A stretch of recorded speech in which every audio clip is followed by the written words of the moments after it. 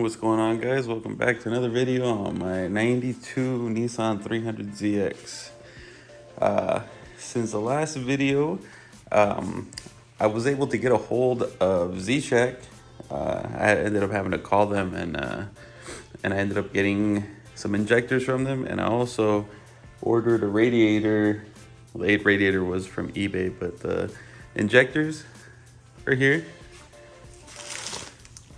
Those are from Z-Shack, and I should be getting a new chip tune to go with those injectors, but that one should be here separately. Hopefully within this video I'll be able to do install the injectors, the chip, and the radiator. So the radiator is just the cheap radiator off eBay, DNA aluminum radiator. I think it was only like 120. The injectors, though, on the other hand, are AUS 750cc injectors that I ordered through Z-Shack, and we're gonna open those up real quick. Alright, so let's get this opened up.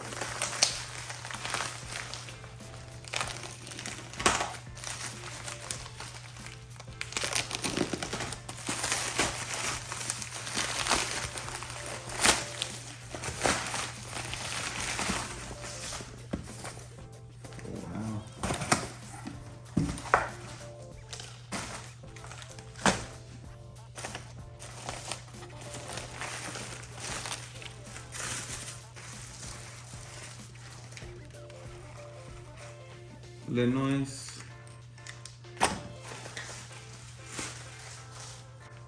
So these are the AUS 750cc injectors, and it looks like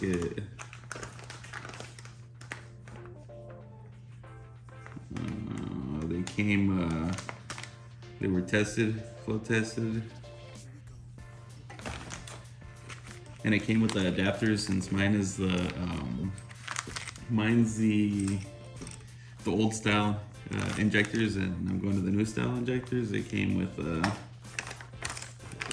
adapters to get that done. It looks like the other piece is already on the injector. That's pretty cool.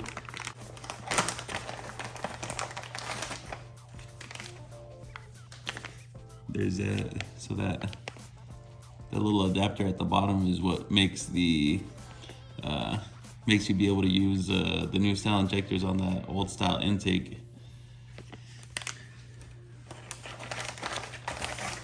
And the connectors for those other injectors to the old harness, and just those little caps they go over the top to hold the injectors in place.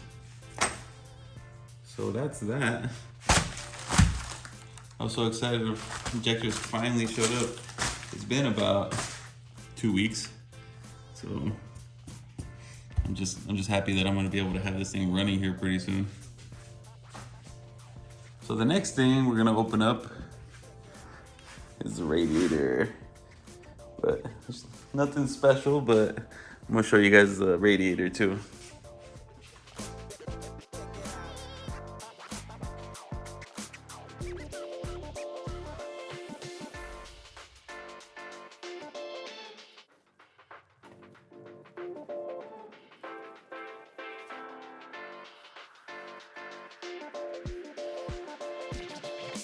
So there's that. Nothing special, just a aluminum twin turbo Z32 radiator. It's just looks cool. Now we can get the radiator installed, install the injectors, and do everything like in the engine bay. And then once the chip gets here, all we gotta do is pop the chip back into the ECU and plug the ECU back in, start her up.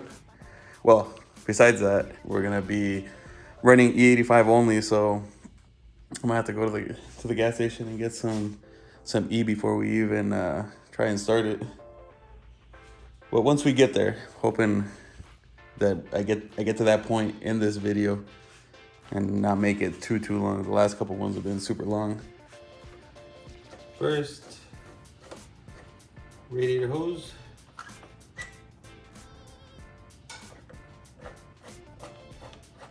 Get this bad boy out, as long as you loosen the clamp enough.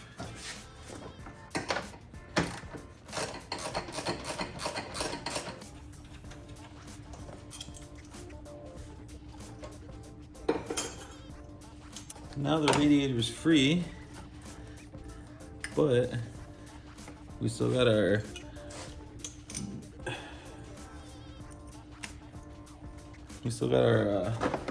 fan shroud in the way. You know what? Honestly, it might just come out. Maybe. Or maybe not. Let's see. I think the fan shroud might come out just like that. Oh, there you go. Would you look at that? I swear I thought I had to take the fan all the way out, but I guess not.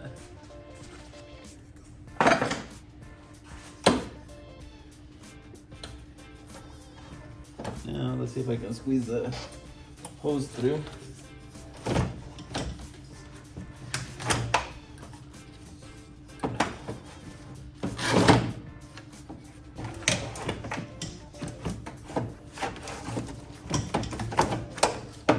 Voila. Now all I gotta do is swap over this radiator hose to this radiator. Drop that bad boy in.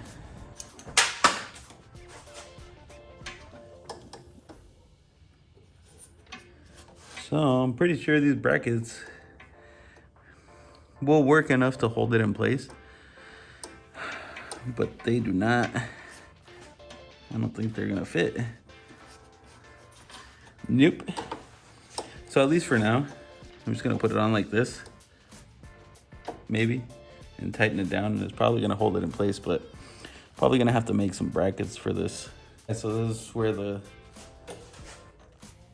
brackets ended up fitting for now, and then later on we're gonna have to make something to hold it down.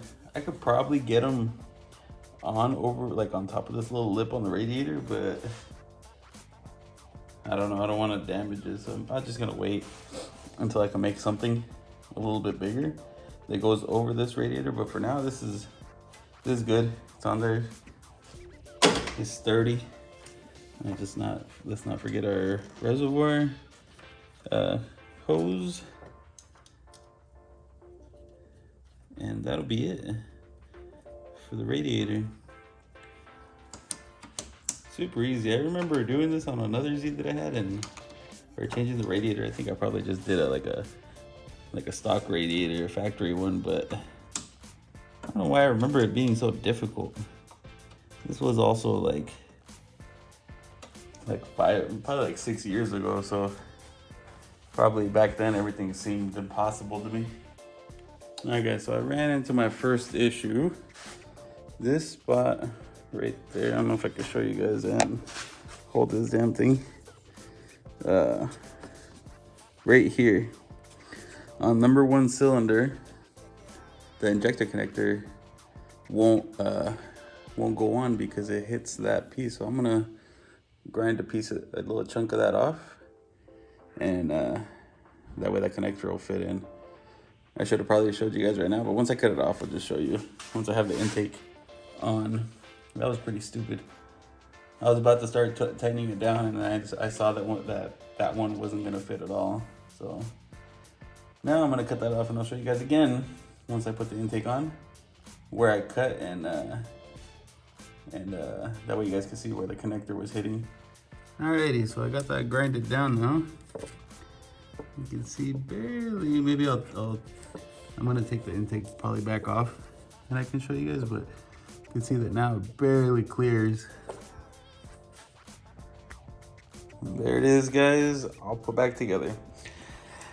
So the only thing I don't like about this, and it's been bothering me, but I haven't ordered the tape that I need. I need to redo this harness. I don't know why it's bothering me so much. I don't like how it looks.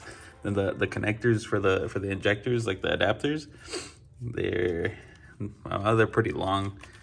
I don't know, I just don't like it. I'm gonna have to redo the whole, not the whole harness, but I'm just gonna clean it up, make it look nice, and probably get rid of these old style connectors and adapters and just splice them in. But I want to get that taped first so I can make it actually look nice.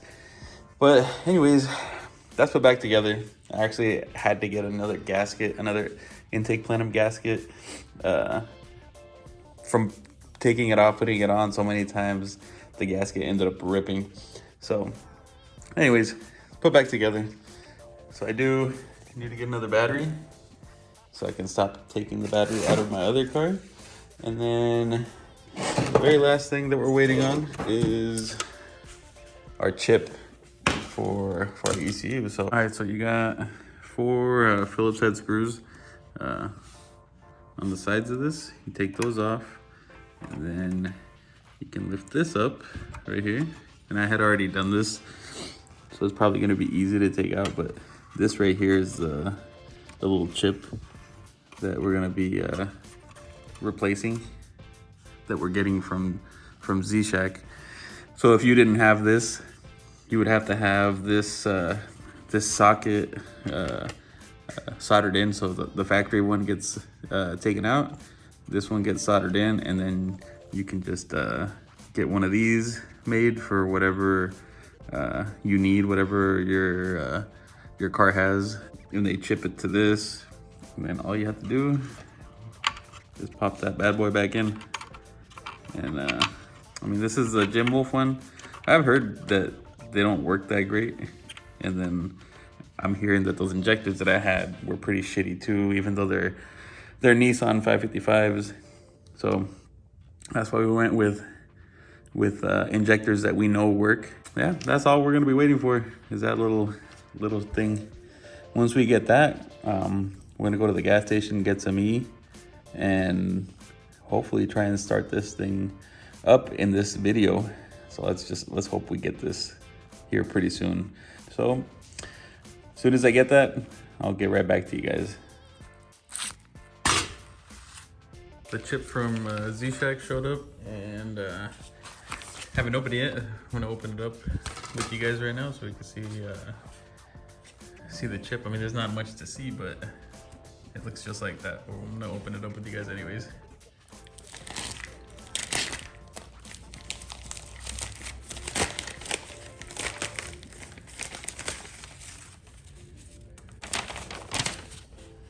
Here we are, Z-Shack Performance Chip Tune Instructions. Just in case we don't know how to install the chip. Always disconnect the battery before working on your ECU. Failure to do so may result in damaged ECU chip. Be careful with the chip as the legs may bend easily. So don't try and just force it in there. Be gentle.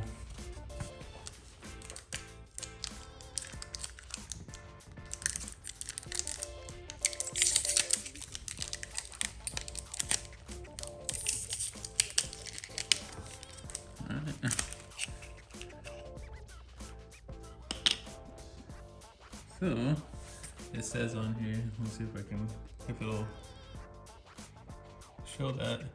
It's manual, 750cc injectors, single MAF, and E85 tune, Z-Shack. So let's get this bitch out and pop the new one in.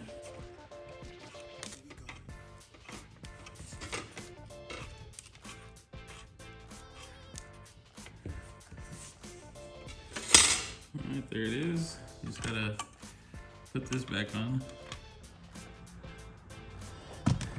So now we got that ECU in, got the NA ECU out. There's all these wires in here from the old boost controller, and like sub wiring. Gonna make sure to get all that out, and then yeah, once we get it running good, we can work our way into the interior, because we're gonna need a dash. I was already able to get this piece. It goes over the gauges. We got this, And we got a turn signal switch and cruise control switch, even though I'm not using my cruise control, but the turn signal switch is sloppy. It's all wobbly, and the guy that I bought this from just gave me the whole thing, so we got that to install, but that'll be after, once we get it all running and we figure out what we're gonna do with the dash and the seats. If I can find some decent seats, we'll get some new seats in there. Personally, me, I don't like leather. I know a lot of people do like leather, but I prefer the cloth or whatever other material is. I prefer that over the leather. Now we need to go get some E.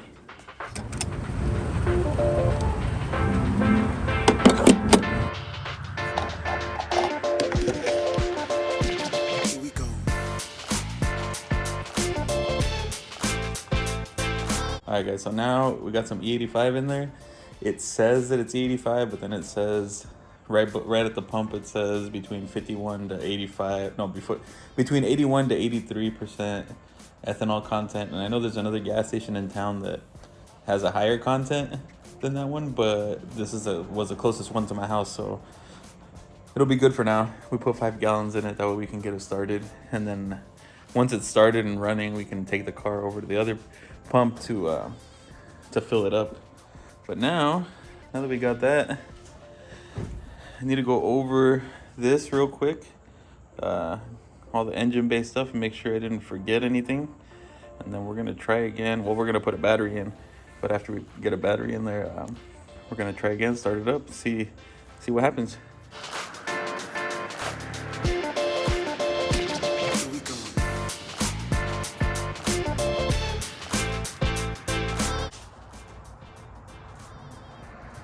Alright guys, so now everything's put together.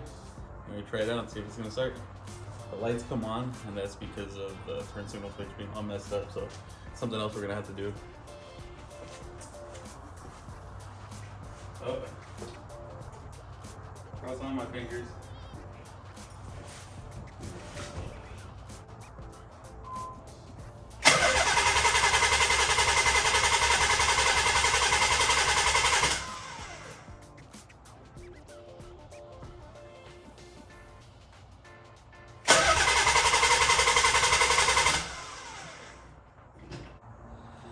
Alright guys, I feel super stupid.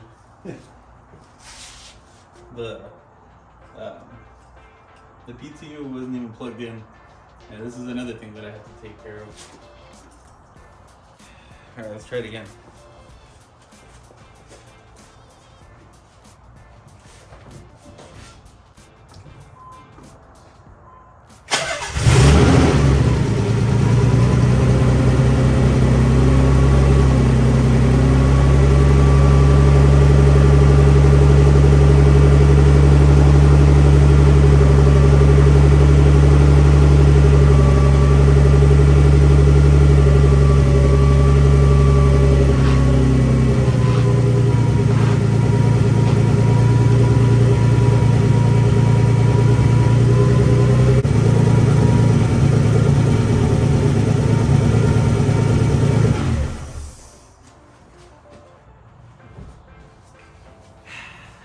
Hell yeah.